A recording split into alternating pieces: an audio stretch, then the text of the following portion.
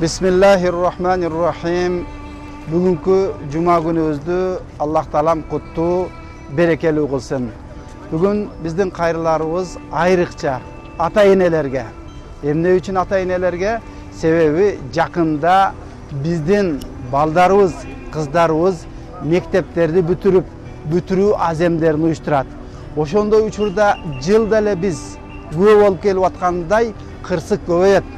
Ал жерде атайын уна айдоого уруксаты жок. Балдарыбызга, кыздарыбызга акылын токтото элек.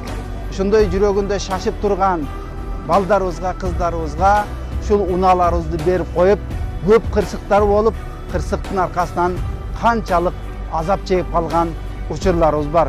Ошол себептен улам ата-энелерге жүрөгүбүздөн берилип кайрыларыбыз, мына ушул жылда кайталанган нерседен биз сабак албастан, дагы ушул келе жаткан бүтүрүү аземдеринде дагы көп кырсыкка себеп болуп калбайлык. Балдарыбызга таалим берейлик, тарбиялайлык, аларды туура жолго баштайлык.